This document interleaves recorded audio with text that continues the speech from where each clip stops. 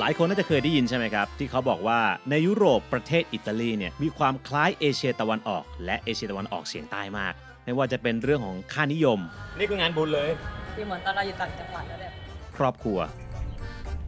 สังคมแล้วมอไซค์เพียบนะครับนี่มอไซค์เต็มไปหมดและลักษณะอาหารบางอย่างครับเป็นแบบว่าใส่กรวยฮะแล้วก็เป็นของทอดเป็นซีฟู้ดวายหรือว่าบรรยากาศในการใช้ชีวิตและย่านนี้แหละที่เราจะเห็นความเป็น culture แบบไทยเราเลยตั้งสมมติฐานเพิ่มเข้าไปอีกครับว่าแล้วเมืองไหนในอิตาลีล่ะที่คิดว่าเหมือนไทยที่สุดและข้อมูลหลายๆข้อมูลก็บอกว่าเมืองนี้เนี่ยแหละมีความคล้ายที่สุดและเมืองนี้ก็ยังเป็นต้นกำเนิดของพิซซ่าด้วยนะครับนี่คือพิซซ่าร้านแรกของโลกนะฮะและมีอีกเรื่องนึงครับที่เรียกได้ว่าคล้ายมากๆนะครับอย่างเช่นความเชื่อเรื่องของสายมูการทำของมีนะครับแคล้วคลาดปลอดภัยใครก็ปองร้ายไม่ได้นะฮะและที่สำคัญเขามีแบบนี้ติดอยู่หน้าบ้านคล้ายกับศาลพระภูมิครับนี่ทุกคนที่ผมบอกเนี่ยศาลพระภูมิเนี่ยมีเยอะจริงๆและนอกจากนี้ยังมีอีกหลายเรื่องเลยนะครับที่มีความคล้ายประเทศไทยมากกว่าที่คุณคิดและที่นี่คือเมืองเนเปิลแห่งประเทศอิตาลีครับ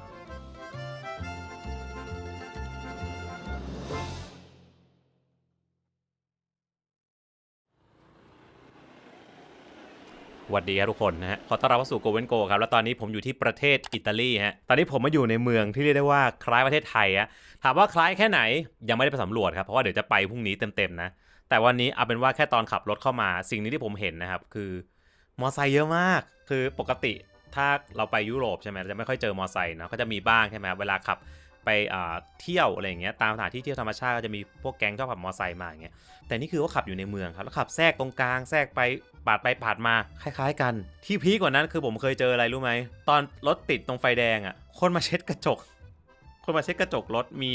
ไอ้น้ำยาแล้วก็เช็ดกระจกรถแล้วก็ขอทิปอันนี้ผมอยากไปศึกษานะว่าจริงๆแล้วเรื่องนี้ใครเริ่มก่อนบ้านเราหรือเอเชียตะวันออกเฉียงใต้หรือที่อื่นเริ่มก่อนเพราะว่านี่มันเป็นอาชีพ Exclusive มากนะครับที่ผมเห็นเนี่ยมันเพราะผมไม่ค่อยเห็นที่อื่น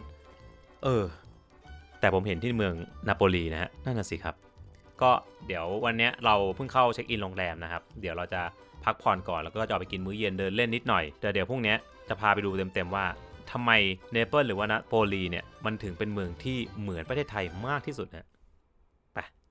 จริงๆแล้วเนี่ยคำถามนี้มันเกิดขึ้นตอนที่ผมนะครับไปเจอบ่อยๆเลยนะครับว่าอิตาลีเนี่ยเขาบอกว่าคล้ายเอเชียตะวันออกทางฝั่งจีนบ้างมีความคล้ายเอเชียตะวันออกเฉียงใต้ในเรื่องของบรรยากาศต่างๆเราก็เลยมาตั้งคำถามว่าแล้วเมืองไหนล่ะในยุโรปที่มันคล้ายไทยที่สุดครับก็เลยลองเซิร์ชอินเทอร์เน็ตดูครับแต่จริงๆแล้วก็ต้องบอกว่าไม่มีสื่อไหนบอกตรงๆนะครับว่ามันเหมือนฮะแต่พอไปถาม AI ครับให้เขาเลือกเมืองมาให้หน่อยว่ามันเมืองไหนวะที่คล้ายกับประเทศไทยมากที่สุดนะครับซึ่งเราลอง AI ทุกตัวเลยนะครับทุกตัวเนี่ยครับจะ recommend ชื่อเมืองหนึ่งมาซึ่งต้องบอกก่อนว่าเขาแนะนำมาหลายเมืองนะ 3-4 เมืองแต่จะมีชื่อนี้ติดมาด้วยครับนั่นก็คือเมืองที่มีชื่อว่าเนเปิลหรือว่านาโปลีนั่นเองนี่เลยเป็นเหตุผลนะครับว่าทำไมเราอยากมาเห็นด้วยตาตัวเองครับว่ามันเหมือนหรือคล้ายตรงไหนนะฮะและเราจะเดินเที่ยวนะครับ1 วันทั่วทั้งเมืองดูเลยนะครับว่าวิถีชีวิตและมีอะไรบ้างครับที่ดูคล้ายกับที่ไทยหรือว่ากรุงเทพแบบนี้นะแต่สิ่งหนึ่งครับที่ไม่เหมือนไทยแน่ๆคือที่นี่ครับเขาไม่ได้รับเงินบาทนะฮะเพราะฉะนั้นเนี่ยจะใช้จ่ายครับก็ต้องใช้สกุลเงินยูโรแน่นอนนะและเราควรมีบัตรที่สามารถใช้จ่ายได้ด้วยเรทที่ดีที่สุดติดตัวไว้ด้วยครับและใช่ครับเราต้องมี U-Trip ใบนี้มาด้วยครับใช้ U-Trip จ่ายเนี่ยนะครับเซฟและสะดวกมากนะครับเพราะว่าเราสามารถเช็คเรทนะครับแล้วก็แลกเงินยูโรเนี่ยล่วงหน้าเก็บเอาไว้ในแอปได้เลยนะหรือแค่เติมเงินปุ๊บครับก็เอาบัตรไปแตะจ่ายได้เลยมี U-Trip ใบนี้ครับก็ไม่ต้องพกเงินให้ยุ่งยากหรือว่ากังวลว่าจะหายนะฮะเหมาะสมแล้วครับที่เป็น Travel Card อันดับ1ที่นักเดินทางไทยไว้ใจมากที่สุดการันตีจากรางวัล Brand Age Award นะครับส่วนตอนนี้ครับเราจะเดินทางไปที่เมืองเนเปิลกันครับไปดูกันว่าที่นี่มันจะเหมือนไทยตรงไหนบ้าง Hello เช้านะไม่เช้านี่ทุ่ม 1แล้วนี่เราอยู่เนเปิลนี่ความชิลดูความชิล นี่ชิลวะนี่ปั่นจักรยานนี่โอ้โหนี่จะชนกันอยู่แล้วเมื่อกี้เรานอนที่นี่นะครับ Royal Continental Hotel กาดโคตรเท่อะเนาะเท่ป่ะยืนข้างหน้าเห็นป่ะแบบต้องป้องกันแบบทุกอย่างดีนะฮะคนมาเที่ยวเยอะนะเนี่ยทำเป็นเล่นไปเดี๋ยวเราจะเดินไปร้านพิซซ่านะครับที่มีตำนานคือไอสาขาเนี้ยไม่ใช่สาขาที่มีตำนานหรอกแต่ว่ามันเป็นหนึ่งในสาขาของร้านเนี่ยเพราะร้านนี้มีตำนานเล่านะครับว่าเป็นหนึ่งในผู้ยืนหยัดต่อสู้กับมาเฟียเดี๋ยวจะเล่าให้ฟังแต่ว่าตอนนี้เราจะเดินไปกันก่อนเนี่ยตรงเนี้ยริมน้ำมันจะมีแบบร้านตั้งเยอะๆเต็มไปหมดเลยถามว่าที่นี่เหมือนไทยตรงไหนครับเริ่มจากตรงนี้ก่อนเลยนะนี่เอามาแต่นี้บ้านเราก็เก็บขยะเยอะขึ้นนะเดี๋ยวนี้กรุงเทพอะแต่ว่าได้เจอแล้วที่เหมือนไทยมากคือเช็คกระจก กระจกติดไฟแดงปุ๊บเดินเลย ขอติปด้วยสุดยอดแล้ว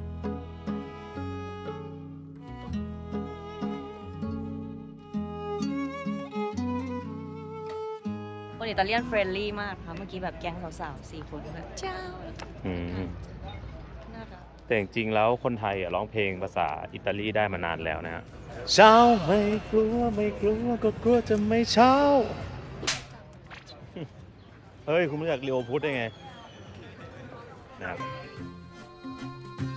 เคยได้ยินวลีนี้กันไหมครับ ที่บอกว่าเห็นเนเปิลสักครั้งแล้วตายตาหลับ นี่คือหนึ่งในประโยคที่อยู่ในหนังสือของนักเขียนชาวเยอรมันนะฮะที่มีชื่อว่าโยฮันวอล์ฟกังฟอนเกอเทก็เป็นประโยคที่สื่อถึงความสวยงามของเมืองเนเปิลเมื่อ 200 กว่าปีที่แล้วนะนี่คือเมืองที่ตั้งอยู่ตรงชายฝั่งทางตะวันตกของอิตาลีและถ้าเราย้อนกลับไปดูภาพวิวทิวทัศน์ของเมืองในอดีตนะครับและภาพถ่ายในปัจจุบันเนี่ยสิ่งที่เราจะเห็นอยู่เสมอเลยก็คือภูเขาไฟลูกหนึ่งครับซึ่งเป็นเหมือนกับแบ็กกราวด์ของเมืองนี้เลยฮะภูเขานี่คือภูเขาไฟวิสูเวียสครับคุ้นๆไหมฮะใช่ครับนี่คือภูเขาไฟลูกเดียวกันกับที่เคยระเบิดและฝังเมืองปอมเปอีเมื่อเกือบ 2,000 ปีที่แล้วฮะและปัจจุบันมันยังเป็นภูเขาไฟที่ยังมีชีวิตอยู่นะและถ้าเราย้อนกลับไปยังจุดเริ่มต้นของเมืองเนเปิลนะครับคนที่บุกเบิกสร้างเมืองนี้ขึ้นมาก็คือชาวกรีกโบราณซึ่งเขาเนี่ยเป็นกลุ่มคนที่เข้ามาเมื่อประมาณ 2,500 ปีที่แล้วและได้ตั้งชื่อเมืองนี้ว่าเนอาโปลิสครับมีความหมายว่าเมืองใหม่ก่อนที่จะกลายมาเป็นชื่อในปัจจุบันนะฮะซึ่งถ้าคนอิตาลีเองเนี่ยเขาจะออกเสียงว่านาโปลีฮะส่วนชื่อเนเปิลเนี่ยเป็นภาษาอังกฤษครับเพราะฉะนั้นถ้าคุณเคยได้ยินทั้ง2ชื่อนี้คือเมืองเดียวกันนะครับแล้วพอที่นี่มีความเกี่ยวข้องกับชาวกรีกโบราณใช่ไหมแน่นอนครับว่ามันจะธรรม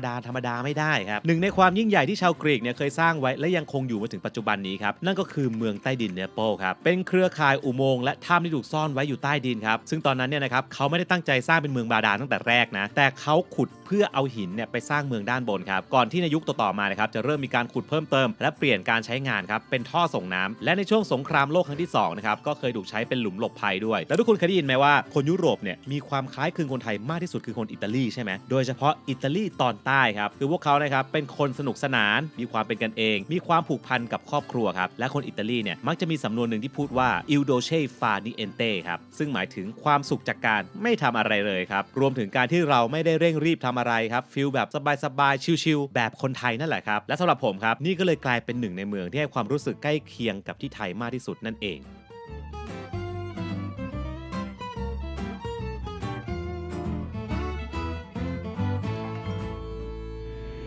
ร้านชื่อว่าจีโน่เอโตโต้ซอบิโลอยู่หัวมุมพอดีริมทะเลคนยังไม่ค่อยเยอะ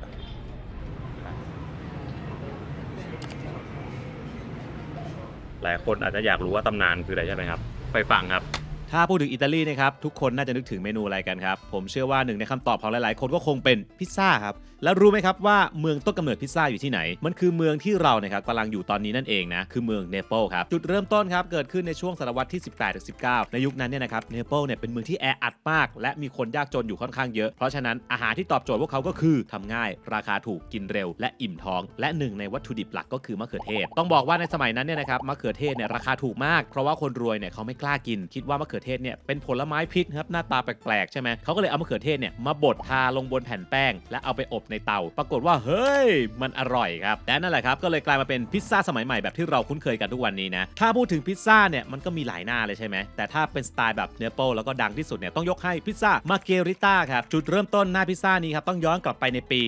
1889 เมื่อสมเด็จพระราชินีมาเกริต้าเนี่ยเสด็จมาที่เนเปิลเชฟท้องถิ่นเนี่ยก็เลยทำอาหารถวายจึงคิดค้นพิซซ่าหน้าใหม่ขึ้นมาโดยเฉพาะโดยใช้มะเขือเทศสีแดงมอสซาเรลล่าชีสสีขาวและใบเบซิลสีเขียวซึ่งพอเอามารวมกันมันคือสีธงชาติอิตาลีนั่นเองนะและพอนำไปถวายเนี่ยพระราชินีก็ทรงโปรดมากพิซซ่าหน้านี้ก็เลยถูกตั้งชื่อตามพระองค์และกลายเป็นเมนูยอดนิยมตั้งแต่ตอนนั้นมาและถ้าพูดถึงพิซซ่าที่เป็นตำนานและคิวยาวที่สุดของเมืองนะครับต้องนึกถึงร้านนี้ครับจิโน่ซอบิโลฮะเป็นร้านพิซซ่าชื่อดังของเนเปิลซึ่งสาขาแรกตั้งอยู่ในโซนเมืองเก่าส่วนสาขาที่เรามาเนี่ยเป็นอีกสาขาหนึ่งนะตั้งอยู่ริมทะเลโดยชื่อร้านเนี่ยเป็นชื่อเดียวกับเจ้าของร้านนี่แหละคุณจิโน่นะฮะเขาเติบโตมาในตระกูลซอบิโลฮะเป็นตระกูลทำพิซซ่าที่เก่าแก่ที่สุดตระกูลหนึ่งของเนเปิลเลยความทึ่งคือตระกูลนี้เนี่ยปู่และย่าของคุณจิโน่มีลูกด้วยกันทั้งหมด21 คนครับและความพีคคืออะไรรู้ไหมลูกทั้ง21 คนเติบโตมาเป็นช่างทำพิซซ่าหมดเลยฮะและไม่ใช่แค่นั้นนะเพราะว่าสิ่งที่ทำให้ร้านนี้เนี่ยเป็นตำนานสุดๆครับคือเรื่องเหตุการณ์ที่ถูกมาเฟียมาบุกร้านเรื่องนี้ต้องย้อนกลับไปเมื่อปี 2012 ตอนนั้นเนี่ยมีมาเฟียท้องถิ่นเข้ามาเรียกเก็บค่าคุ้มครองที่ร้านของเขาแต่ว่าตัวของจีโน่เขาปฏิเสธที่จะจ่ายให้แน่นอนว่าเรื่องนี้ทำให้แก๊งมาเฟียเนี่ยไม่พอใจสุดๆแล้ว แล้วรู้ไหมว่าแก๊งมาเฟียทำยังไง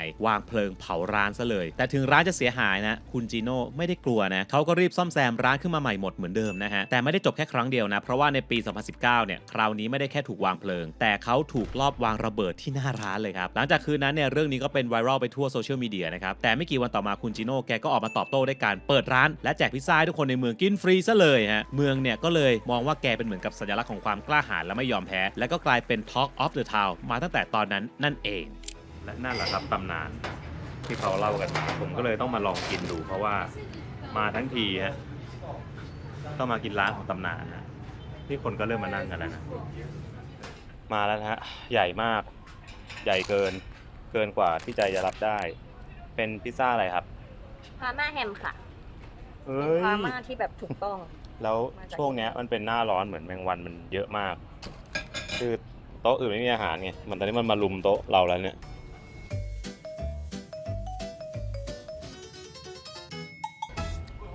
อร่อยเนี่ยขนาดไม่ได้เป็นของชอบยังรู้สึกอร่อยเลย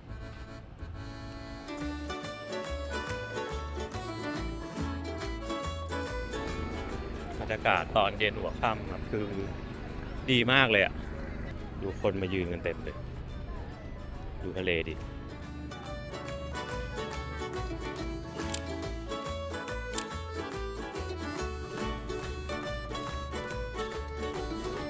อร่อยไหมครับ อร่อยลองผ่านไปดูข้างๆเหมือนพัทยาไหมแบบ ตรงไหน มีแบบว่าของมาขาย อ๋อ เหมือนแหละแต่จริงๆมันก็มีทุกเมืองว่าทั่วโลกแบบเงี้ยอาจจะไม่ได้เหมือนขนาดนั้น สังเกตอย่างหนึ่งว่านาโปลีอ่ะมันจะไม่รู้อันนี้คิดเอาเองนะพอพูดถึงคำว่านาโปลีปุ๊บจะรู้สึกนึกถึงสีแดงเนี่ยแดงอิฐอะเขาเรียกว่าแดงอะไรนะแดงเนี่ยแล้วมันก็เป็นอย่างนั้นจริงๆนะแต่ทุกคนจะเห็นใช่ไหมครับว่าตึกเนี่ยเป็นสีอย่างนี้หมดแล้วก็เนี่ยขนาดหมาก็เป็นสีเนี่ยเห็นปะดูสิขนาดหมายังเป็นสีนี้เลยแล้วตีกันแล้วนี่เจอแน่ไอจิ๋วมันจะเล่นในโกลเด้นเนี่ย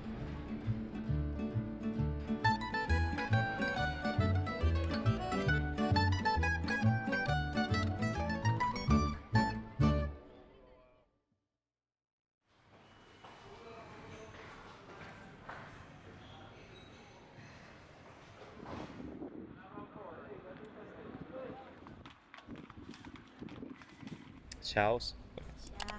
นะครับอย่างเป็นทางการนะเดี๋ยววันนี้จะไปดูในเมืองเนโปลกันนะครับที่เราให้นิยามกันเองว่าเหมือนประเทศไทยที่สุดประเด็นคือหน้าที่พักเราอ่ะมันมีอันนี้ฮะเห็นคนเดินไปกันไหมก็เห็นแต่เมื่อวานแล้วเขาบอกว่านี่มันคือปราสาทไข่นะครับเขาเล่าว่ามีไข่พิเศษ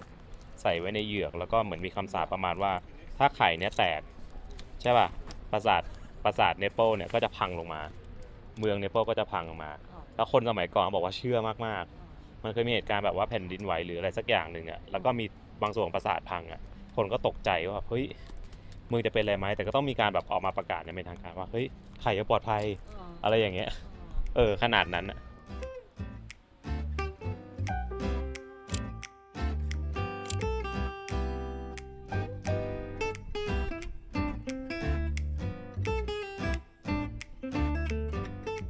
คือเขาไม่มีหาดนะฮะตรงเนี้ยแต่เขาก็ลงไปเล่นน้ำกันได้นะคือก็ไปนั่งบนหินอะไรกันตรงนี้เป็นโซนริมน้ำนะครับตรงนี้จะไม่ค่อยวุ่นวายมากนะครับแต่เดี๋ยวเราจะเดินเข้าไปใจกลางเมืองขึ้นเรื่อยๆนะครับก็จะมีย่านชุมชนแออัดสเปนซึ่งตรงนั้นแหละเขาบอกว่าเมื่อก่อนเนี่ยอันตรายแต่ปัจจุบันกลายเป็นที่ท่องเที่ยวไปแล้ว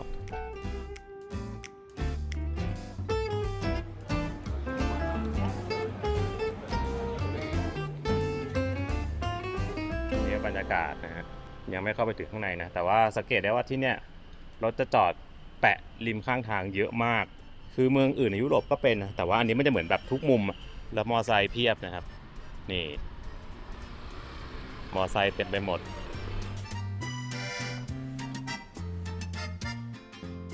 หายเหรอไม่รู้ชิ้นน่าจะตุยอ่ะ in memorial คืออะไรจัดงานศพให้น้องเหรอไม่แน่ใจนะฮะที่นี่เราจะได้เห็นงานสายไฟนะ แต่เขามีความรุงรังน้อยกว่านะ มันยังไม่ถึงย่าน โอเค ยังไม่ถึงย่านตรงนี้เล็กๆน้อยๆตรงนี้ย่านตรงนี้ดูคลีน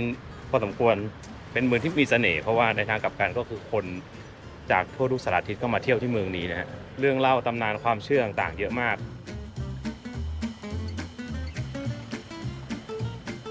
แล้วก็เมืองนี้จะเห็นภูเขาไฟวิเซเวียสด้วยนะครับเป็นภูเขาไฟที่ระเบิดแล้วก็ถล่มเมืองปอมเปอีไปตรงนี้ก็จะมีท่าเรือแต่ว่ามันมาไม่ถึงแถวนี้อาจจะได้รับผลกระทบไม่มากหรือเปล่า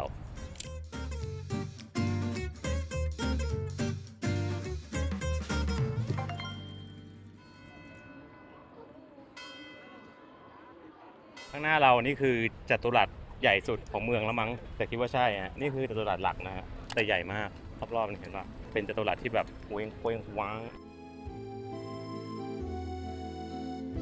ถ้าที่ไทยมีหมีเนยนะครับ ที่นี่ก็มีหมีม่วงอ๋อเหรอชมพูซึ่งไม่ได้อะไรครับก็คือมาเต้นหาตังค์นั่นแหละ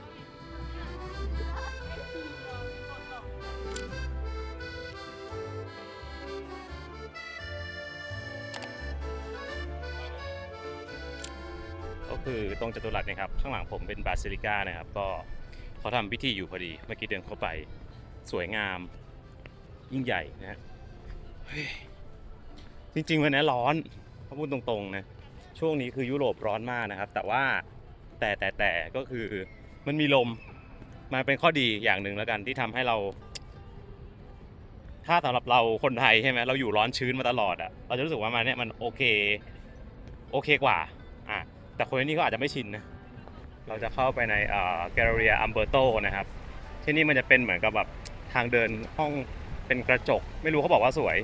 ให้แวะเข้าไปดูน่าจะเป็นฟิลเหมือนห้างสรรพสินค้าหรือเปล่า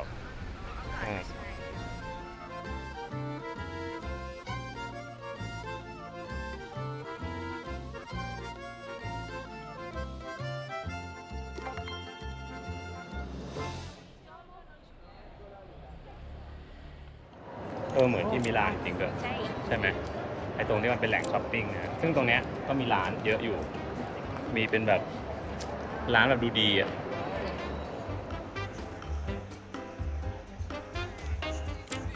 ตอนนี้เริ่มร้อนนะฮะก็เลยมานั่งร้านเป็นฟิลแบบคาเฟ่กับบาร์แต่ว่าสั่งสวิตกับ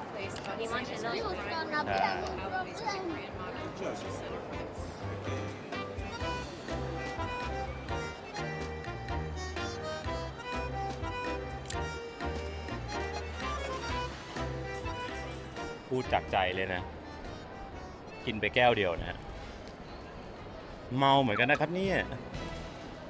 เมื่อกี้กินไปทั้งหมดนะครับ20 ยูโรนะครับจ่ายด้วยยูทริปนะฮะก็ร้านส่วนใหญ่ถ้าเป็นร้านทั่วไปในยุโรปในอิตาลีเนี่ยยูทริปแตะจ่ายได้เลยนะครับแต่เดี๋ยวเราไปดูว่าตรงโลคอลใช้บัตรได้ไหมนะถ้าใช้ไม่ได้จริงเราสามารถเอาบัตรไปกด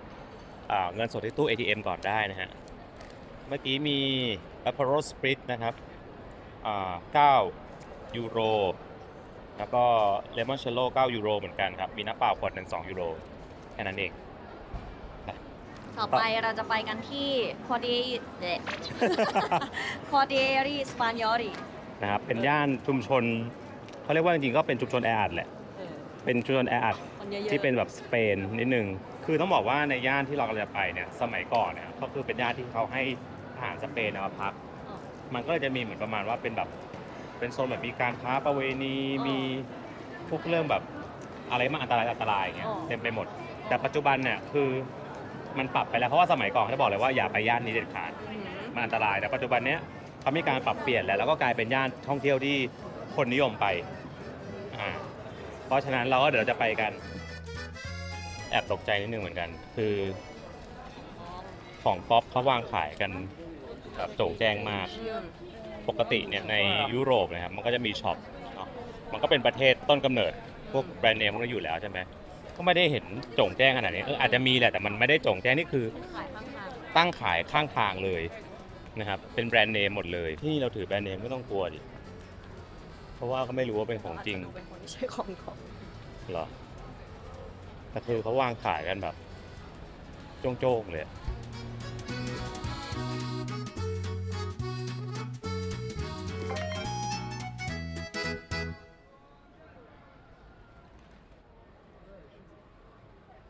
สิ่งแรกที่ทำให้เรารู้สึกว่าเนเปิลคล้ายที่ไทยครับคือชุมชนตึกแถวตรงนี้ฮะมันคือตึกที่คนที่เนี่ยเขาใช้เป็นที่อยู่อาศัยแล้วก็เชื่อมต่อกับพื้นที่สาธารณะโดยตรงแถมถนนหนทางเนี่ยก็เป็นตรอกซอกซอยแคบๆนะครับมีมอเตอร์ไซค์นะครับเหมือนพี่วินมอเตอร์ไซค์ที่ไทยนะแล้วถ้าเงยหน้ามองขึ้นด้านบนครับเราจะเห็นราวตากผ้าที่เขาพาดไปตามระเบียงบรรยากาศให้อารมณ์เหมือนแบบกำลังเดินอยู่ในซอยเล็กๆแถวเยาวราชอะไรแบบนั้นนะหรือว่าตามต่อข้าวสารอะไรแบบนี้ฮะแล้วถ้าทุกคนอยากเห็นบรรยากาศแบบนี้ต้องมาย่านนี้ครับเรียกง่ายๆครับย่านสเปนฮะคือสมัยก่อนย่านนี้เป็นย่านที่พวกทหารสเปนเนี่ยเขามาอยู่กันนะครับซึ่งตอนนั้นเนี่ยมีชื่อในเรื่องของความเสื่อมโทรมโสเภณีอาชญากรรมจนถึงขนาดที่สมัยก่อนเนี่ยเคยมีคำเตือนเลยนะว่าห้ามเข้ามาที่ย่านนี้เด็ดขาดแต่พอเวลาผ่านไปทุกอย่างก็เปลี่ยนครับตอนนี้กลายเป็นย่านที่เที่ยวแต่ก็ยังมีบรรยากาศที่โลคอลมากๆแล้วถ้าเราลองสังเกตตามกำแพงนะครับหรือว่ามุมตึกต่างๆเนี่ยเราจะเจอกับสิ่งที่เรียกว่า Edicole Votive หรือว่าศาลจิ๋วคือฟังก์ชันและหน้าตามันจะคล้ายกับศาลพระภูมิบ้านเราเลยนะข้างในมักจะเป็นรูปเคารพนะครับของพระแม่มารีหรือว่านักบุญประจำเมืองซึ่งก็คือสิ่งศักดิ์สิทธิ์ที่คนที่นี่นับถือกันแล้วก็จะมีตั้งแบบนี้ครับอยู่ทั่วเมืองเลยนะซึ่งนี่แหละครับเป็นสิ่งหนึ่งที่ผมรู้สึกว่ามันคล้ายที่ไทยนะเพราะว่าตามบ้านเรือนของเราเนี่ยครับเราจะต้องมีศาลพระภูมิใช่ไหมที่นี่ก็จะมีติดแบบนี้ไว้ตามหน้าบ้านเหมือนกันนะแล้วก็มีอีกเรื่องนึงนะครับที่เป็นวัฒนธรรมเกี่ยวกับครอบครัวของชาวเนเปิลครับคือเขาเนี่ยมักอยู่กันเป็นครอบครัวใหญ่ๆครับคือพูดง่ายๆครับเหมือนชาวไทยเชื้อสายจีนนั่นแหละปกติเนี่ยนะครับคนยุโรปชาวตะวันตกทุกคนจะเห็นใช่ไหมว่าพอเด็กเนี่ยเริ่มโตครับก็จะแยกออกไปใช้ชีวิตของตัวเองใช่ไหมก็พ่อแม่ก็จะอยู่กันแค่2คนนะครับลูกก็มาเยี่ยมบ้างอะไรแบบนี้แต่ว่าที่นี่ครับอยู่กันเป็นครอบครัวใหญ่เลยนะครับและที่สำคัญเลยคือใครใหญ่สุดในบ้านคำตอบก็คือคุณแม่ครับแม่เนี่ยจะเป็นเหมือนกับศูนย์กลางของบ้านนะครับคอยจัดการทุกอย่างให้เรียบร้อยซึ่งในย่านนี้เองครับเราจะเห็นว่าพวกเขาเนี่ยอยู่ร่วมกันเป็นครอบครัวใหญ่ๆเหมือนกันเลยเนี่ยทุกคนเขาได้มีความเป็นซอยแบบมอไซค์เยอะๆหลายคนมาอาจจะงงนะว่าทำไมเขาถึงมี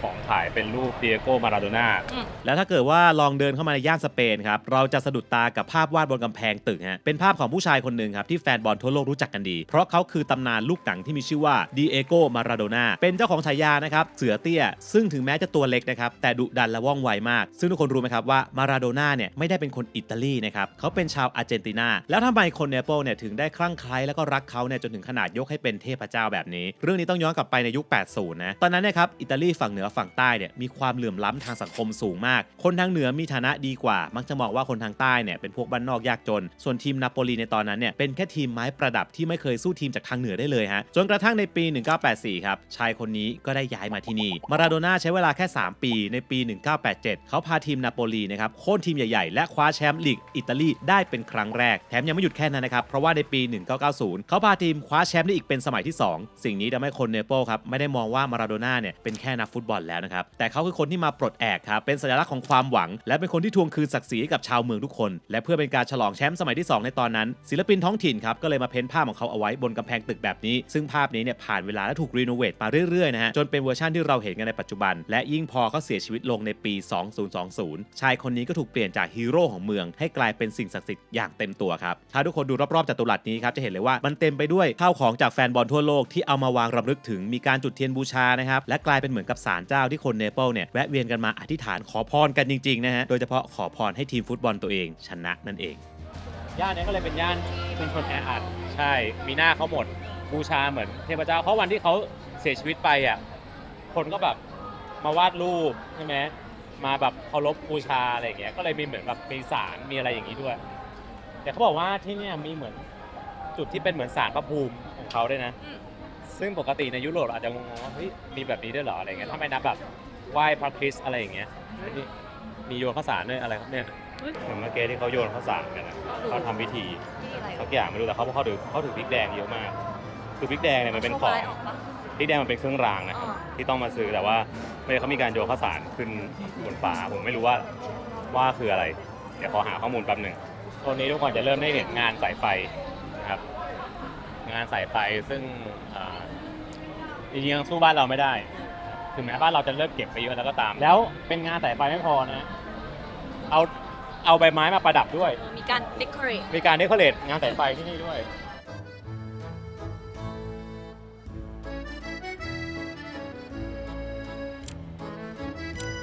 อันนี้คือเขาร้องเพลงกันเหรอเสียงดั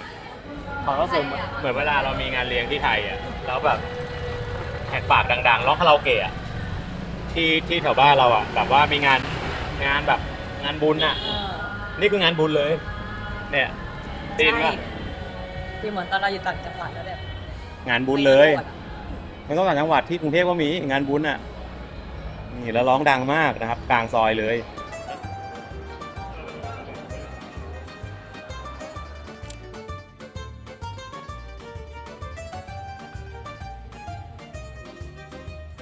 แล้วมีคนใส่เสื้อทีมชาติอาร์เจนตินาเยอะมากที่เป็นทั้งที่เป็นอิตาลีนะเพราะว่ามันเป็นทีมชาติของมาราโดน่านะครับจะมีความแบบงงๆนิดนึงสตรีทฟู้ดเราก็จะมีขายอย่างนี้เลยนะครับเป็นแบบเป็นโคนๆแบบของทอดอะไรเงี้ยให้คนซื้อกินได้ว้าวเนี่ยเขามีกราฟฟิตี้อย่างเงี้ยครับเห็นเป็นรูปมาราโดน่าเต็มเลย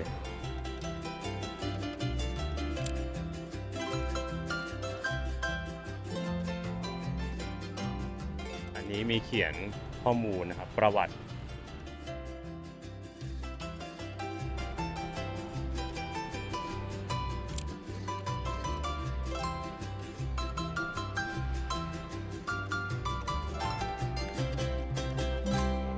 คือทั้งซอยอ่ะมีแต่ฟ้าขาวแล้วก็รูปมาราโดน่านะครับตลอดทั้งซอยจริงๆคือยิ่งใหญ่แบบยิ่งใหญ่มากๆอะประหนึ่งพระเจ้าจริงๆของที่เนี่ยอย่างที่บอกว่าคนนี้ก็จะมีความชิลๆนะครับที่เขาจะมีประโยคประมาณว่าเปียโนหรืออะไรไม่เป็นไรเปียโนแบบว่าเดี๋ยวไว้ก่อนนะได้ไม่ต้องรีบช้าๆอะไรอย่างเงี้ยซึ่งมันจะเป็นบริบทเดียวกับแถวบ้านเราที่เขามีแล้วก็เวลาเจอกันทักทายก็จะมีการมาถามว่ากินอะไรหรือยังกินข้าวหรือยังอะไรอย่างเงี้ยที่เมื่อกี้ผมเล่าให้ฟังอะเนาะก็จะเป็นประมาณนี้นะ เปียโนแปลว่าแบบเบาๆช้าๆใจเย็นอะไรประมาณนี้ไม่ต้องรีบอะไรประมาณอย่างนั้น แล้วมันจะมีอีกคำหนึ่งด้วย ฟิกูราติแปลว่าไม่เป็นไร อะไรอย่างนั้น เปร ครับ โกไม่เป็นไร แล้วจะมีอีกอันหนึ่งปะที่ว่าบอกว่า ว่า เรื่องกินเนี่ยวัฒนธรรมเนี่ย กินข้าว ที่บอกว่าแบบเวลาเขาเจอลูกหลานเพื่อนสนิทเนี่ยจะถามว่าแบบไฮมันจะโตก มันชัดจ้ะ แบบกินอะไรมาหรือยังเราบอกว่าเอ้ยกินข้าวยังอะไรอย่างเงี้ยเหมือนคนไทยทักกันนะแบบเดียวกันเลย ให้มันจ้าตก ใช่สิ่งที่เหมือนไทยแน่ๆนะครับมอไซค์ตอนนี้เยอะมากเนาะเป็นยุโรปที่แบบมอเตอร์ไซค์คือวิ่งซอกแซกซอกซอย ประเทศไทยเลยอ่ะ จริงๆมันไม่ได้เหมือนในไทยเนี่ยมันเหมือนฮ่องกงมีความฮ่องกง อันนี้ไม่รู้ว่าเป็น culture ที่นี่หรือเปล่าเหมือนเวลาแบบสัตว์เลี้ยงเสียปะเขาจะมาติดอย่างนั้นกันเมื่อกี้เราก็เห็นกระต่าย หรอ เขาเขียนอะไรอะเหมือนแบบ เดี๋ยวลองแปลก่อน เหมือนต้องการ Sacri, ชาลี questo piccolo così. รถชนเขาบอกว่าชาลีน่าจะอธิบายประมาณว่าโดนรถชนน่าสงสารแล้วเขาก็เหมือนว่าไว้อะไรอย่างเงี้ยเหรอ ว่าหาข้อมูลมาแล้วมันเป็นวัฒนธรรมของอิตาลีโดยเฉพาะทางตอนใต้ก็คือเวลาที่มีคนหรือว่าสัตว์เลี้ยงเสียชีวิตเขาก็จะพิมพ์ภาพแล้วก็เอามาแปะแบบนี้ ก็บอกว่า ให้เพื่อนบ้านได้รับรู้ ว่าไม่อยู่แล้ว ใช่ว่าไม่อยู่แล้ว มีหน้าเราถึง นึกถึง เพราะเห็นรูปแบบสัตว์เลี้ยงต่างๆแปะ โอ้ เต็มเลยนะฮะแล้วเมื่อกี้คุณอาเมื่อกี้ก็มาอธิบายด้วยว่าไม่รู้คุณอาเกี่ยวอะไรกับชาลีหรือเปล่าแต่ว่า คุณอาบอกว่าชาลีบูมนะครับก็คือรถชนอ่ะบอกมอไซค์ขับมาชนชาลี แต่น้อง16 ขวบ แต่น้องก็แก่มากแล้วผมแปลแล้วนะครับเขาเขียนว่าในความทรงจำของชาลีอายุ 16 ปีของณโปเผาศพที่พักของสลูปี้สุสานสัตว์เลี้ยงและการเผาศพไม่ว่าคุณจะอยู่ที่ไหนโปรดนำความรักทั้งหมดของเราไปด้วย สวัสดีชาลีรักอย่าทอดทิ้งสัตว์จงรักพวกมันก็คือเหมือนเป็นแบบเราลึกถึงเนาะเป็นคำแบบระลึกถึงแบบน้องที่แบบจากไปแล้วนะครับจริงๆก็ถือว่าเป็นวัฒนธรรมที่ดูน่ารักเนาะแบบเขาก็ระลึกถึงเสมออะไรเงี้ยแล้วก็แบบเตือนคนด้วยว่าอย่าทิ้งสัตว์เลี้ยงคุณนะอะไรเงี้ยคนเมื่อกี้น่าจะอยู่ค่ะ ใช่เป็นคนแถวนี้แหละขับมอเตอร์ไซค์ไปแล้วเขาเห็นเราถ่ายรูปเขาเดินมาเล่าเลย ชาลี ชาลีบูมชาลีบูมพูดอิตาลีแต่เพราะฟังไม่เข้าใจหรอกแต่ว่าจับใจความได้ว่ารถชน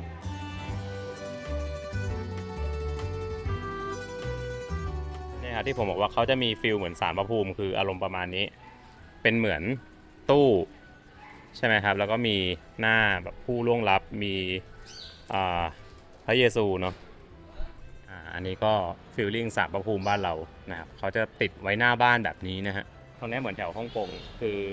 มันมีความฮ่องกงตรงที่ว่ามันเป็นแบบบันไดลงไปเป็นแบบเขาใช่ไหมแล้วก็เป็นซอยแล้วก็เป็นตึกหมดเลยนะฮะนี่ทุกคนที่ผมบอกเนี่ยศาลพระภูมิเนี่ย มีเยอะจริงๆเนี่ยเขาทำเป็นกล่องเป็นกรอบเหมือนสารอะ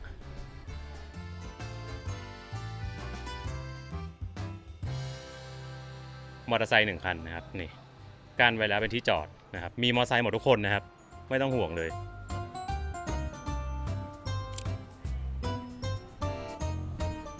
นี่คือเวลาเข้าไปในตึกเขาอะเขาก็จะเป็นอย่างนี้ล็อกแบบแต่ล็อกแบบจริงจังมากนะ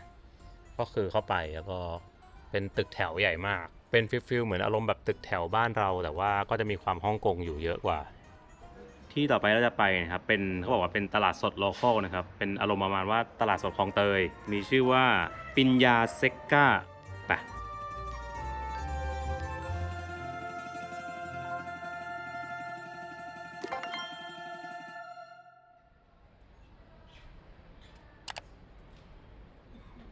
เนี่ยเหมือนไทยแค่ไหน กิตติมาร์เก็ต ชื่อมาร์เก็ตยังเป็นชื่อไทยเลยกิติมาร์เก็ตใช่เหรอเนี่ยเรื่องจริงไหมเนี่ยอันนี้เป็นพวกตลาดโลคอลตลาดสดนะแต่ว่าทำไมร้านดูปิดมาผิดเวลามั้งเนี่ยอาจจะเป็นเวลาพักเขาเนี่ยเขาล้างไอ้นี่แล้วคิดว่าของสดมันจะต้องมาตอนเช้าเนี่ยแล้วก็จะมีร้านแบบพิซซ่าร้านอะไรเงี้ยเปิดแล้วก็เป็นคนมานั่งทั่วไปแต่คือเหมือนตลาดเนี่ยเก็บแล้วของสดของโลคอลนี่ส่วนใหญ่ถ้าเป็นอาหารเก็บแล้วนะฮะ และถ้าคนไทยมองเรื่องของกินเป็นเรื่องใหญ่ครับบอกเลยว่าเนโปไม่ต่างกันเลยนะครับคือคนอิตาลีทางใต้นะครับเขาจะอินเรื่องของกินพอๆกับบ้านเราเลยนะเพราะด้วยความที่ว่าภูมิประเทศเขาอยู่ติดทะเลครับมีแสงแดดตลอดปีแถมดินก็อุดมสมบูรณ์ปลูกอะไรก็ขึ้นวัตถุดิบตามธรรมชาติของเขาเนี่ยก็เลยมีเยอะมากฟีลเหมือนบ้านเราเลยครับในน้ำมีปลาในนามีข้าวและอย่างคนไทยเนี่ยนะเวลาเจอหน้ากันเราจะทักกันว่าอะไรครับแน่นอนทุกคนจะทักว่ากินข้าวหรือยังใช่ไหมคนเนโปเขาก็มีเหมือนกันนะครับเขาจะทักกันว่าไอมันจาโตซึ่งแปลว่ากินข้าวมาหรือยังเหมือนกันเป๊ะครับซึ่งถ้าใครครับอยากมาลองชิมสตรีทฟู้ดของที่นี่นะครับผมแนะนำให้มาที่ตลาดนี้เลยครับตลาดปิญญาเซกก้าให้เปรียบง่ายๆครับที่นี่คงเหมือนกับตลาดคลองเตยบ้านเราอะไรแบบนั้นนะเพราะว่ามันเป็นตลาดสดเก่าแก่กลางเมืองมีความวุ่นวายมีของขายทุกอย่างแต่ถ้าที่ไทยเราเนี่ยมีลูกชิ้นปิ้งมีหมึกย่างเป็นสตรีทฟู้ดใช่ไหมที่เนเปิลครับเขาก็มีสิ่งที่เรียกว่าคูออปโปครับซึ่งหน้าตามันจะเป็นของทอดสารพัดอย่างครับที่ใส่ในกรวยกระดาษมีทั้งปลาหมึกทอดปลาตัวเล็กหรือว่าพวกผักทอดอะไรแบบนี้นะซึ่งเราสามารถซื้อแล้วเดินถือไม้จิ้มกินริมถนนได้เลย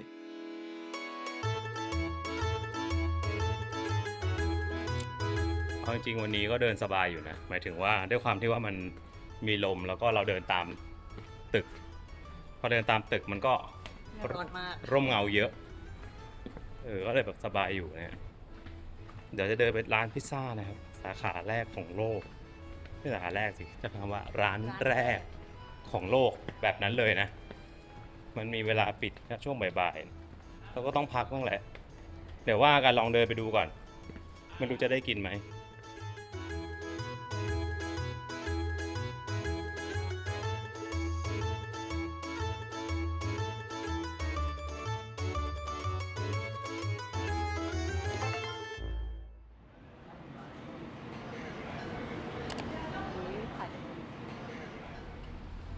นี่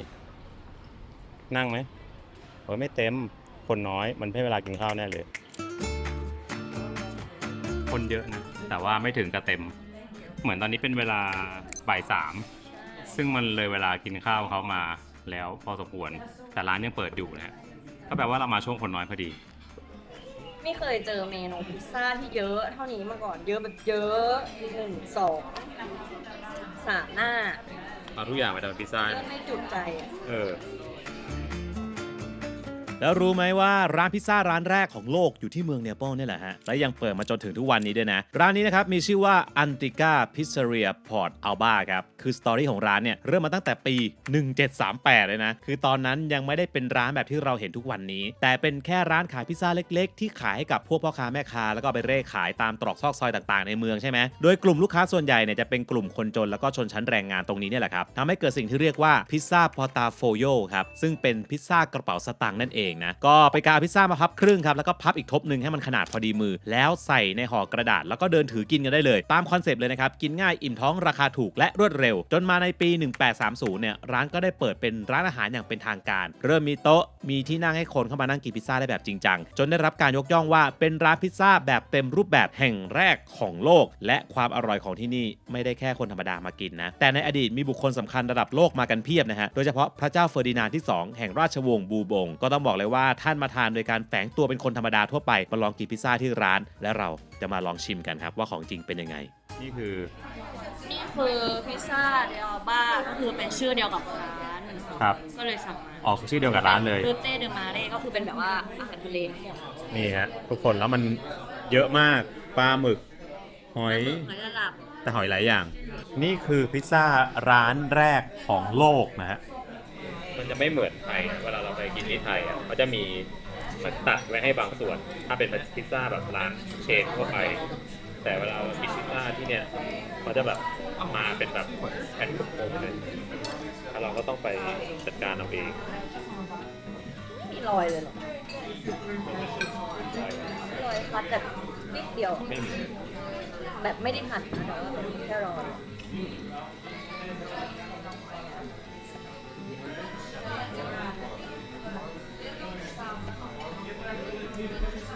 ซีฟู้ดอร่อยจังแล้วอร่อยไหม อร่อย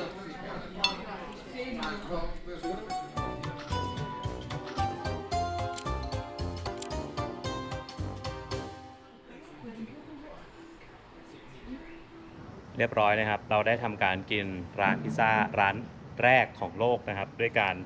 จ่ายด้วยบัตรนะครับ U-Trip นะครับ ที่เรียกได้ว่าคุ้มที่สุดนะครับใบแรกของโลกเหมือนกัน เรียบร้อยไปนะฮะ เมื่อกี้ประมาณเท่าไหร่นะราคาก็มีเขียนอยู่ว่าบอกอะไรกัน 22 ยูโรนะครับ พิซซ่าเมื่อกี้ประมาณ 15 ยูโรนะครับ น้ำเปล่าประมาณ 3 ยูโร โอเค ที่ต่อไปที่เราจะไปนะครับ เขาเรียกว่าSan Gregorio Armeno หรือรู้จักกันอีกชื่อหนึ่งคือคริสต์มาสอาเล่นะครับเป็นตรอกคริสต์มาสจริงๆมันคือเขาบอกสำเพ็งสายมูอ่ะ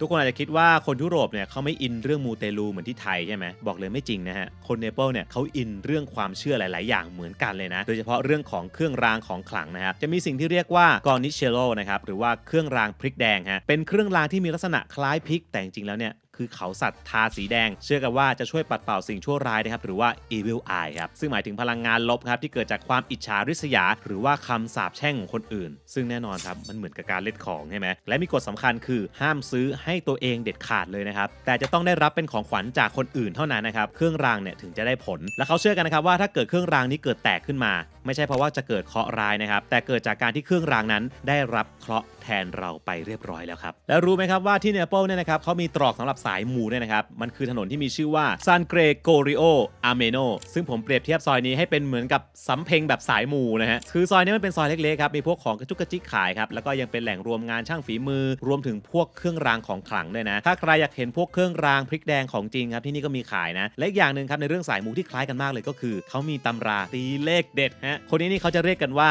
La Smorfia นะครับซึ่งเป็นตำราพื้นบ้านของเนเปิลที่เขาเนี่ยนะครับจะใช้ในการแปลงความฝันเหตุการณ์ในชีวิตประจำวันหรือว่าสิ่งของเนี่ยให้กลายเป็นตัวเลขและตำรานี้มีตัวเลขกำหนดไว้ตายตัวตั้งแต่หมายเลข1ถึง90โดยแต่ละเลขเนี่ยจะมีความหมายไม่เหมือนกันด้วยนะซึ่งมันคล้ายกับที่คนไทยเนี่ยเอาฝันไปตีเป็นเลขเด็ดนั่นเองครับ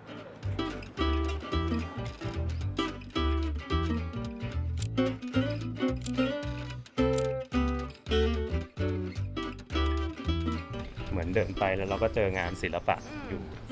ข้างทางจริงๆมันเหมือนเละๆแต่ว่ารวมๆแล้วมันสวยนะมันดูมีความแบบร่วมสมัยหลายๆอย่างร่วมกัน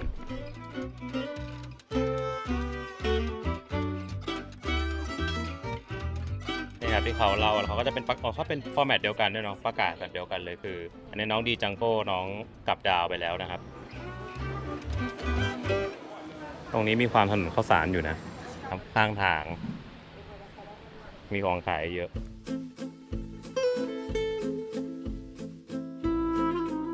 นี่ฮะร้านพิซซ่าที่เรากินเมื่อวานที่บอกว่าสู้กับมาเฟีย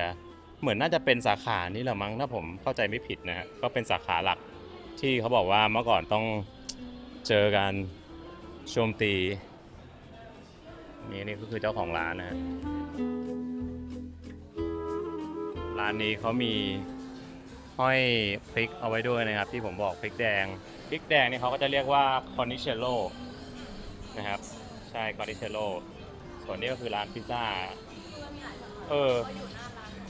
มันอาจจะขยายสาขาได้การเปิดตรงข้ามกันแล้วยังมีหน้าเขาคู่กับมาราโดน่าเราอาจจะเคยได้ยินเรื่องเล่าที่ว่าคนอิตาลีแบบว่าเขาเรียกว่าอะไรนะโวยวายที่ประเทศไทยเราอะเอา ยันมีสาย เอาสับปะรดอะไปใส่ในพิซซ่าคือเขาบอกว่าไม่ได้ ผิด แต่ปรากฏว่าตอนนี้ร้านพิซซ่าร้านดังร้านนี้เขามีเมนูที่ใส่สับปะรดแล้วนะ ใช่ แปลว่ามันเป็นที่ยอมรับเลย หรือเปล่าหรือว่ามันต้องแบบเฮ้ยคนกินกันเยอะมันก็ต้องใส่ปะวะอะไรเงี้ยไม่รู้เหมือนกันก็ปรับตัวนะใช่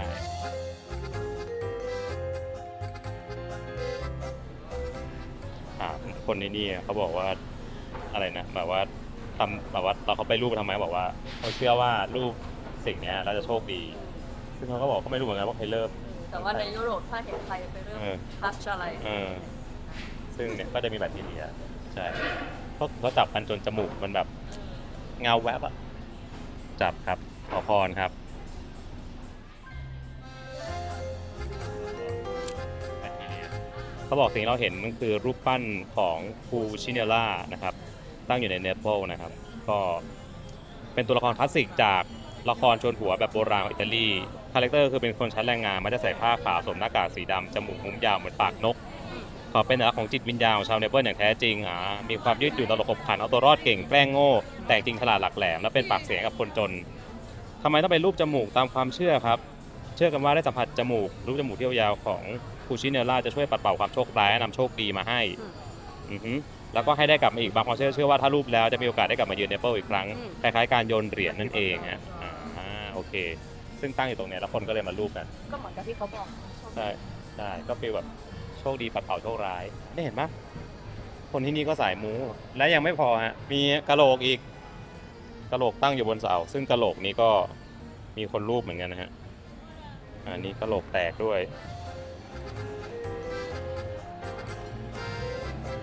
คือมาเห็นอยู่2อย่างมาราโดน่ากับคานิเชโลประดับอยู่ทุกที่นะครับแล้วก็มีพิซซ่าอันนี้ก็เป็นสตรีทฟู้ดอันหนึ่งฮะที่เขาแนะนำว่าให้มาลองกินเพราะผมเคยกินแหละ2-3 ครั้งแล้วเป็นแบบว่าใส่กรวยฮะแล้วก็เป็นของทอดเป็นซีฟู้ดนี่ไงที่บอกใส่หน้ากากจมูกยาวหน้าตาสีดำตัวนี้แหละ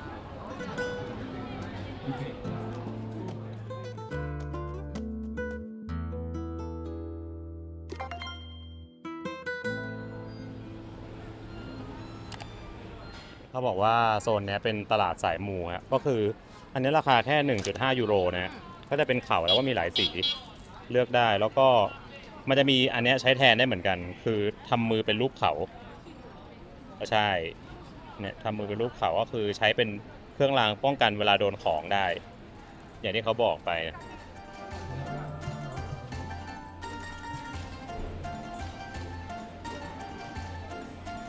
ที่นี่คืออะไรครับ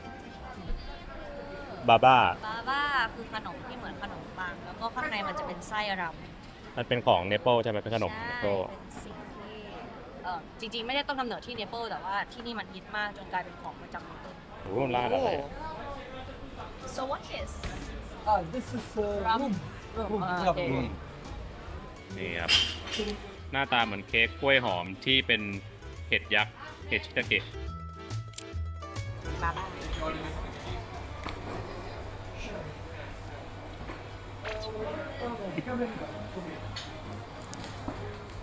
อุ้ยต้องหนึ่งนะจิ้มเข้าไปแล้วมันแบบนึกว่ามันจะแน่นๆมันโปร่งมันอาจจะต้องกินให้ถึงไส้เปล่าไม่รู้ลองอ่ะ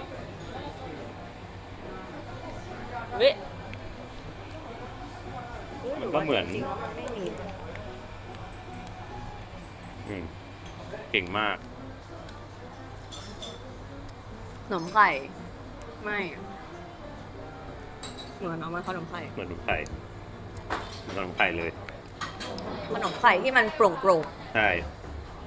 คือข้างในอะเท็กเจอร์มันไม่ได้แน่ๆมันจะเป็นเหมือนแบบตีฟูอะตีฟูแล้ว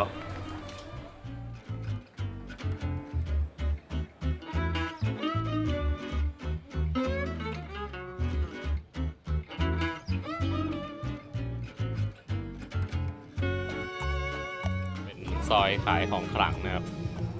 เฮ้ยอันนี้ดูดีอ่ะอันนี้คือคอร์ดิเชโลแบบใส่ซองอย่างดี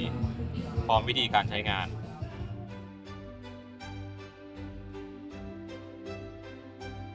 ทุกคนดูของที่ขายในร้านนี้ดิคือมีแต่แบบสายมูล้วนอันนี้ก็คือซื้อไปเคารพเลยเนี่ยเพดานก็ห้อยแองเจิลถึงเวลาเราต้องแลกกันเพราะว่าซื้อให้ตัวเองไม่ได้นะฮะเมื่อกี้ก็เลยมีการบอกว่าเอ้ยอยากได้อันไหนแล้วบอกอย่าจับเดี๋ยวมันเหมือนไม่ได้ซื้อให้นี่ฮะอันนี้ผมจะให้เอิร์ดนะครับเป็นคอร์ดิเชโลที่เป็นมีแบบเงิน อันนี้เป็นแบบเชือก นั่นแหละอ่ะแต่เพิ่งต้องทำพิธียังไงผมให้คุณก่อนคุณรับก่อนคุณรับไปป ต้อง กติ ทำยังไงไหม ไม่รู้รับไปเนี่ยผมให้คุณขอให้แคล้วคลาดปลอดภัยมีอะไรให้ผมไหม มองหน้านะ ขอให้แคล้วคลาดปลอดภัยเจอแต่เรื่องดีๆไม่มีโชคร้าย ครับผมนี่ฮะก็จริงๆเขาจะใช้เป็นแบบนี้นะฮะก็คาร์ดิเชโลหรือว่าจะเป็นแบบว่าที่เป็นมือทำเป็นรูปเขาก็ได้นะครับ ก็เอาไว้ใช้ป้องกันเนาะที่อย่างที่เรื่องที่เราเล่าให้ฟังที่มันเป็นรูปลูกกระตาสีฟ้าเนี่ยมันเหมือนกับโดนคุณใส่ทำของนี่ก็เป็นความเชื่อของคนที่นี่นะครับเพราะฉะนั้นมันก็จะมีความคล้ายๆกับแถวบ้านเราแถวเอเชียตะวันออกเฉียงใต้จริงๆไม่ต้องเอเชียตะวันออกเฉียงใต้หรอกฝั่งญี่ปุ่นเองฝั่งเอเชียจะเชื่อเรื่องอะไรแบบนี้เยอะคุณใสอะไรพวกเนี้ยเนาะโอเคนี่ผมก็จะมีพกติดตัวแล้วนะอันหนึ่งแต่เขาบอกว่าเมื่อไหร่ที่มันหักเนี่ยแปลว่ารับเคราะห์แทนเราไปแล้วแปลว่ามีใครกำลังจะทำอะไรเราแต่ว่าก็มีสิ่งนี้มารับไปให้นะครับโอเคเก็บแล้วว่าร้านเมื่อกี้เขาไม่รับบัตรนะครับเพราะนั้นถ้าใครใช้ U-Trip นะครับก็ลองเอา U-Trip เนี่ยไปกดเงินสดที่ตู้ ATM เก็บติดตัวไว้บ้างนะครับเพราะของบางอย่างพวกร้านกระจุกกระจิกอย่างเงี้ยบางทีเขาไม่ได้รับบัตรไม่ได้เหมือนร้านอาหารจริงจังเนาะแต่จริงๆส่วนใหญ่ก็รับนะบัตรเนี่ยสะดวกอยู่นะครับสะดวกสบายเลยอะไรล่ะ คำพูดเริ่มเพี้ยนไปเรื่อยๆนะฮะมีนะครับแคล้วคลาดปลอดภัยใครก็ปองร้ายไม่ได้นะฮะสบายใจแล้วไป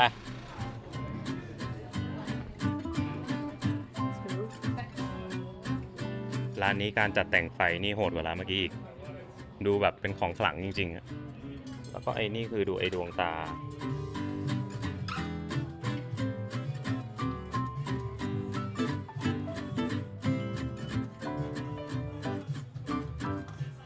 ทุกคนเห็นร้านโลคอลหลายๆร้านในเมืองเนเปิลใช่ไหมครับจะบอกว่าร้านเล็กๆแบบนี้ในเนเปิลนะครับเขารับบัตรกันหมดแล้วนะครับแล้วพอมี U-Trip ใบนี้มาด้วยเนี่ยนะใช้จ่ายสะดวกมากขึ้นนะครับไม่ต้องมานั่งเช็คเรทนะครับหรือว่าแลกเงินหน้างานนะฮะเราสามารถทยอยแลกเก็บล่วงหน้าได้ถึง10สกุลเงินครับรวมถึงเงินยูโรด้วยนะซึ่งที่อิตาลีครับใช้เงินยูโรเป็นหลักนี่แหละครับแต่ถ้าไม่ได้แลกเก็บไว้ไม่เป็นไรนะครับเราสามารถเติมเงินบาทเข้าไปในแอปแล้วใช้ U-Trip นะครับจ่ายได้เลย U-Trip นะครับมีระบบ Smart Exchange นะครับที่แปลงสกุลเงินให้อัตโนมัติแบบ Real Time บอกเลยว่าชีวิตง่ายขึ้นเยอะพอจ่ายเสร็จปุ๊บเปิดแอปดูได้ทันทีเลยว่าตัดไปกี่ยูโรแล้วเป็นเงินไทยกี่บาทได้เรทไหนไม่ต้องกดเครื่องคิดเลขให้ปวดหัวเลยนะครับแล้วไม่ใช่แค่ในยุโรปนะครับ U-Trip เนี่ยนะครับใบเดียวเนี่ยสามารถใช้จ่ายได้ด้วยเรทที่ดีที่สุด150สกุลเงินทั่วโลกจะไปเที่ยวไหนครับพก U-Trip ไปด้วยเรื่องใช้จ่ายก็กลายเป็นเรื่องง่ายอันนี้เขาเขียนว่า discover the underground cemetery dedicated to the purgatory soul ritual and behold the skull with ears น่ากลัวนะเนี่ย1 เมตรเท่านั้นหรอแต่น่าจะปิดป่ะอ๋อโบสถ์เมื่อกี้เขาชี้ให้ไปครับเขาบอกมันมีชื่อแปลเป็นไทยประมาณว่าสุสานใต้ดินแห่งดวงวิญญาณผู้น่าสงสารก็คือในอดีตเขาใช้เก็บพวกโครงกระดูกหัวกะโหลกศพไร้ญาติศพไร้ญาติอะไรประมาณนี้ฮะมันคือลัทธิบูชาดวงวิญญาณในแดนชำระนะครับเขามีการแบบอุปถัมภ์หัวกะโหลกผสมผสานกับศาสนาคริสต์และก็ความเชื่อพื้นบ้านและลงไปใต้ดินเพื่อรับอุปการะหัวกะโหลกที่ไม่มีชื่อเหล่านี้โดยพวกเขาจะคอยทำความสะอาดนำดอกไม้มาให้และสวดภาวนาให้ดวงวิญญาณนั้นพ้นจากแดนชำระเพื่อขึ้นสวรรค์เขาบอกว่าน่าสนใจสุดคือมีหัวกะโหลกที่มีหูแต่ผมไม่รู้ว่ามันยังเปิดอยู่ไหมตอนเนี้ยใช่มีชิ้นส่วนของหูยื่นออกมาเด่นชัดกว่าปกติไม่ใช่หูจริงนะฮะแต่ว่าเป็นเหมือนแต่มันดูเหมือนหูไหนวะเขาบอกว่าเข้าไปได้แต่ว่าต้องไปพร้อมทัวร์เท่านั้นนะครับซึ่งใช้ทัวร์ใช้เวลาประมาณ30 นาทีใช่ไหมใช่โดยประมาณก็เลยไม่ไปแล้วกันแต่แค่แวะมาดูเฉย อันนี้คืออะไรอ่ะมีไฟเผาอยู่ข้างล่างอารมณ์เหมือนกระทะทองแดงมากอันนี้ผมไม่รู้ใครมีความรู้เรื่องนี้ลองพิมพ์บอกมานะครับแล้วข้างๆก็มีมิวเซียมแห่งการทรมานนะครับก็น่าจะมีเครื่องทรมานต่างๆเรื่องต่างๆให้ดูใครสนใจก็แวะมาดูได้อยู่ข้างโบสถ์ที่มีกระโหลกมีหูเนี่ยแหละนะอันนี้คือมาแบบงงๆนะแล้วเจอโอเคครับที่ต่อไปนะครับคือสปาก้านาโปลีนะฮะเป็นเขาเรียกว่าเป็นถนนผ่าเมืองคือเอาง่ายๆเราจะเรียกว่าเป็นเราจะตั้งเอาเองนะว่ามันเป็นถนนเจริญกรุงแห่งนาโปลีเพราะว่าเจริญกรุงเนี่ยเป็นถนนสายแรกของไทยที่ผ่าเมืองเก่าที่กรุงเทพใช่ไหมแต่ว่าสปาก้านาโปลีเนี่ยเป็นถนนสายแรกของเนเปิลเหมือนกันที่ผ่ากลางเมืองมาตั้งแต่ยุคกรีกแล้ว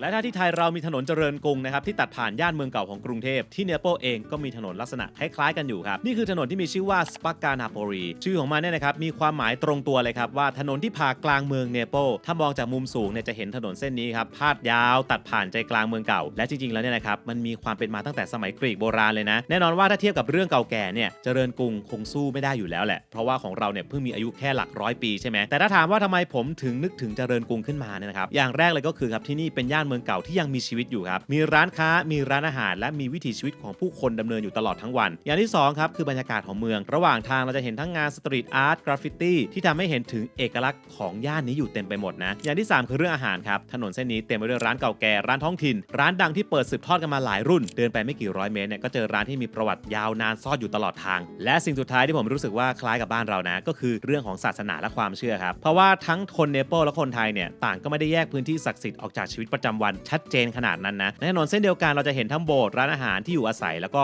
ซุ้มบูชาสิ่งศักดิ์สิทธิ์เนี่ยตั้งอยู่ข้างกันทุกอย่างเนี่ยผสมผสานกลมกลืนอยู่ในพื้นที่เดียวกันจนกลายเป็นเสน่ห์ของเมืองและนี่แหละครับคือเหตุผลว่าทำไมเราถึงรู้สึกว่าบางมุมของเนเปิลเนี่ยมีความคล้ายกรุงเทพมากกว่าที่หลายคนคิด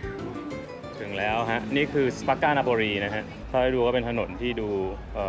คึกคักเนี่ยมีโบสถ์แล้วหน้าโบสถ์ก็คือมีร้านขายของที่ระทึกจริงมันมีความแบบอะไรก็ได้อยู่แบบดูง่ายๆนะดูแบบว่าโอเคมีโบสถ์มีร้านอาหารมีมิวเซียมมีคนเปิดเพลงเสียงดังนะมีนักท่องเที่ยว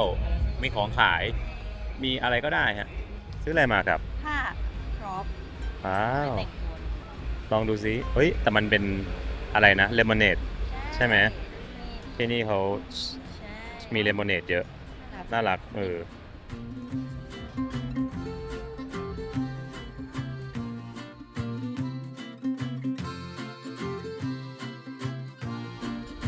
จริงๆเป็นเมืองที่มาแล้วรู้สึกว่ามีเสน่ห์นะหมายถึงว่ามันดูอะไรก็ได้จริงๆแล้วไทยเราก็มีเสน่ห์เพราะมันเป็นความที่มันสบายๆมันไม่มีพิธีรีตอง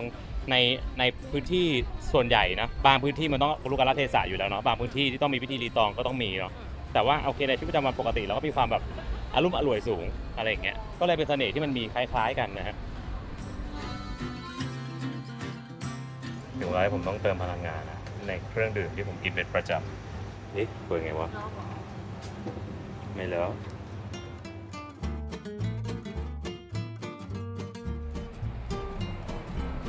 ถนนข้างหน้าเนี่ยจะเดิน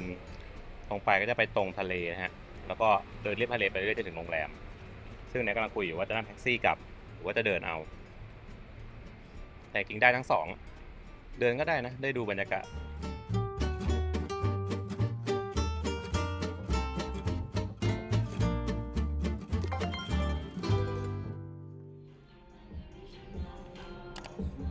เสื้อดีมากเลยฮะเป็นนาโปลีแล้วเป็นภูเขาไฟระเบิด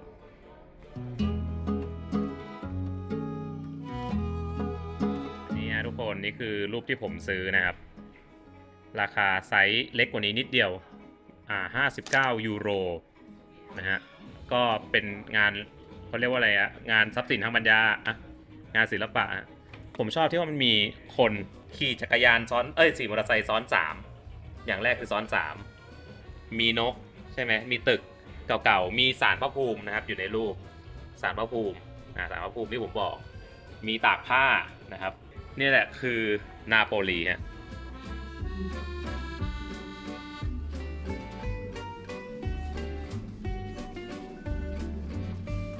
นี่นะฮะเมื่อกี้ก็รูดไปทั้งหมด59 ยูโรใช่ครับ99 ยูโรก็ ประมาณ 4,000เนาะตีเป็นเงินไทย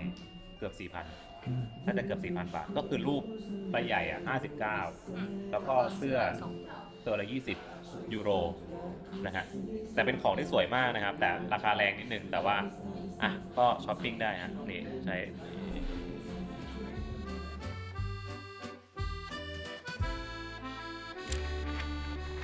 เรียบร้อยฮะเสียตังค์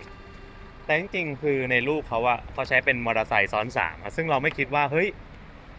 มันคือภาพของที่นี่เหรอเนี่ยก็แปลว่าจริงๆที่นี่เขาก็มีขี่ซ้อน3กันนะครับ วัฒนธรรม ใช่วัฒนธรรมร่วมซึ่งจริงๆที่ไทยผิดกฎหมายนะฮะแต่เราก็จะเห็นอยู่บ่อยๆอ่ะถ้าตำรวจไม่จับใช่ไหมแต่ที่นี่ครับเขาก็มีเหมือนกันนะครับแต่ผมอาจจะยังไม่ได้เห็นจังๆนะแต่เหมือนการที่เขาทำรูปทำอะไรสื่อออกมาแปลว่ามันมีนั่นแหละโอเคฮะเราเดินทะลุออกถนนใหญ่แล้วแต่สรุปนะครับเดินไม่ไหวกดแมปและ38 นาทีเดินเกินไปหน่อยก็เลยเดี๋ยวจะมาเรียกแท็กซี่ตรงนี้นะครับบอกว่าถ้าจะเรียกแท็กซี่ต้องมาเรียกแถวนี้เพราะว่ามันเป็นเหมือนแบบวงเวียนเหรอ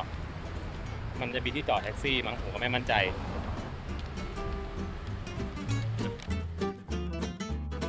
แท็กซี่ที่นี่จะมีส่งรถไหมแบบไม่ไปส่งรถเติมแก๊สอะไรเงี้ย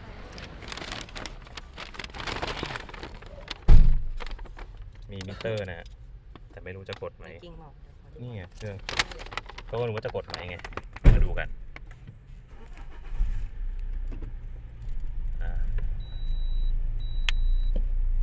โกดกด สตาร์ทที่ 7.5 อยู่ ครับมาดูกัน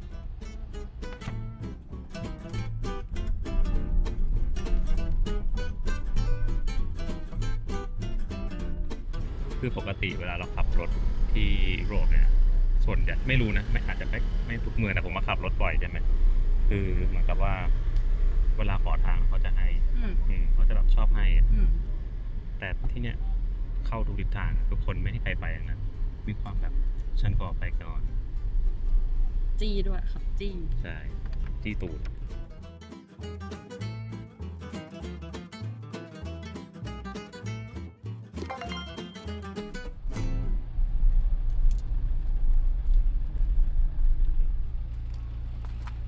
แท็กซี่นะครับจ่ายบัตรได้นะครับคิดตามมิเตอร์นะฮะ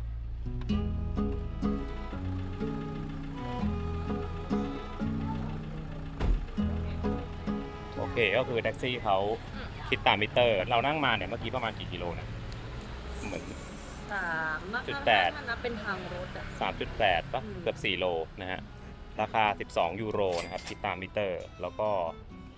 จ่ายบัตรได้ใช้ยูทิปจ่ายเรียบร้อยนะครับโอเคเดี๋ยวเราขอเก็บของอะไรในห้องก่อนแล้วเดี๋ยวจะไปกินมื้อเย็นกันทุ่มหนึ่งพอดีฮะไปเหมือนเดิมครับเดินไปทางเดิมบรรยากาศคึกคักเหมือนเดิมพระอาทิตย์ตกสวยเหมือนเดิมแต่วันนี้จะเปลี่ยนไปกินอาหารเอเชียบ้างนะครับเรากินพิซซ่ามา2 วันแล้วนะครับนะเฮ้ยเป็นแก๊งเลยทำหน้างงอยู่แสงเย็นสวยมากบีบแตรกันใหญ่ฮะเรามาลองข้ามทางม้าลายกันดูครับเขาก็ไม่เบรกให้นะทำเองเขาแค่ชะลอคือถ้าเมืองอื่นจะเป็นแบบเบรกเท่านั้นนะทางม้าลายอันนี้คือชะลอแล้วก็ยังเข้ามาหาเราอยู่มีความอารมณ์อร่อยสูง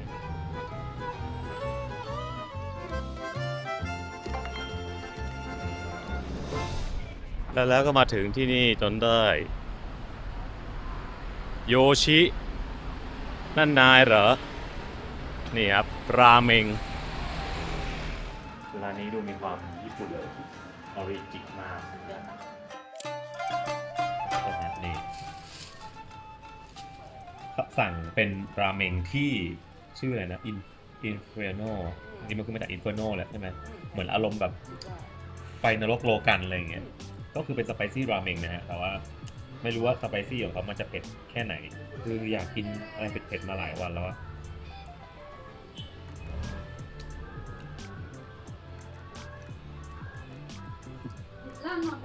ก็ไม่ได้เผ็ดเท่าไหร่ อันนี้สั่งเป็นราเมงซุปไก่อร่อยถูกต้อง อันนี้เป็นร้านอาหารญี่ปุ่นแบบญี่ปุ่น ถูกต้องเลย ไม่ใช่ฝรั่ง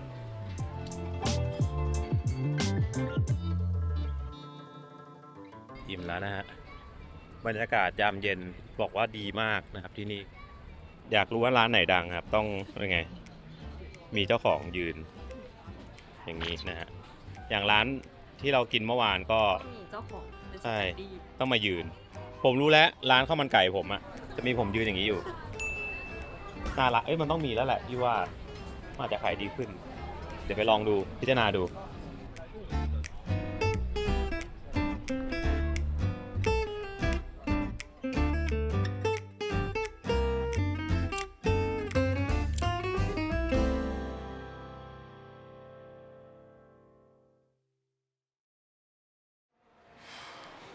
ต้อนรับสู่เช้าวันใหม่อันแสนสดใสนะฮะ ก็เดี๋ยวเราจะลาเมืองนาโปลีหรือว่าเนเปิลไปแล้วนะครับ ก็ต้องถามทุกคนครับว่ารู้สึกยังไงบ้างกับเมืองนี้ เพราะว่าอย่างที่เราบอกไปครับว่าเราก็หาข้อมูลนะเนาะเราก็คิดว่าเมืองนี้แหละมีความคล้ายประเทศไทยนะครับมากที่สุด ซึ่งจริงหรือเปล่านั้นให้ทุกคนเป็นคนตัดสินแล้วกันเนาะ เพราะบางคนอาจจะไปหลายเมืองในยุโรปมามากกว่านี้ก็ได้อาจจะเคยเห็นที่มันคล้ายกว่านี้ครับ แต่ผมว่าที่นี่มันก็มีอะไรหลายอย่างที่คล้ายไทยแล้วก็มีเสน่ห์มากและที่สำคัญเป็นเมืองท่องเที่ยวที่แบบคนมาเที่ยวเยอะมากครับทั้งๆที่ก็อาจจะไม่ได้มีแบบแลนด์มาร์คเด่นๆชัดๆเหมือนที่อื่นแต่มันเป็นเรื่องของวายมันเป็นเรื่องของบรรยากาศนะครับนี่ก็เป็นหนึ่งเมืองครับที่ผมอยากแนะนำว่าถ้าใครมีโอกาสนะครับมาอิตาลีเนี่ยลองมาเที่ยวดูนะดีมากครับดีอยู่ที่ผมคิดไว้เยอะฮะแล้วก็นี่ครับใครยังไม่มี Multi Currency Wallet นะครับผมอย่าง Utrip นะฮะเข้าไปโหลดแอป Utrip ได้ที่ App Store นะครับหรือว่า Play Store ได้เลยครับจากนั้นเข้าไปยืนยันตัวตนผ่านทาง K Plus นะครับแล้วก็รอ 5-7 วันบัตรจะมาส่งถึงบ้านคุณทันทีหรือง่ายกว่านั้นครับนี่ฮะกดลิงก์จากที่เราแปะไว้ให้ในคอมเมนต์ด้านล่างนี้เลยนะครับรีบไปสมัครกันไว้เลยนะฮะมีใบนี้ใบเดียวนะครับคุณสามารถไปเที่ยวได้รอบโลกเลยนะครับก็ชีวิตง่ายขึ้นเยอะนะครับผมเอาละฮะก็จะแลกเก็บไว้ล่วงหน้าก็ได้มีถึง10สกุลเงินด้วยกันนะครับให้แลกได้นะฮะอันนี้ก็สะดวกสบายนะแล้วก็ใช้จ่ายได้ด้วยเรทที่ดีที่สุด150สกุลเงินนะครับแล้วถ้าเกิดว่าที่ไหนต้องใช้เงินสดนะครับแบบที่เราไปมาเนี่ยก็สามารถไปกดในตู้ตามที่เขาแนะนำไว้ได้เลยนะฮะแน่นอนครับว่านี่ก็เป็นอีกหนึ่งตัวช่วยทำให้เราเนี่ยครับเดินทางง่ายสะดวกขึ้นนะโอเคครับวันนี้จะไปแล้วครับอย่าลืมกดไลค์กดแชร์กด Subscribe ด้วยครับบ๊ายบาย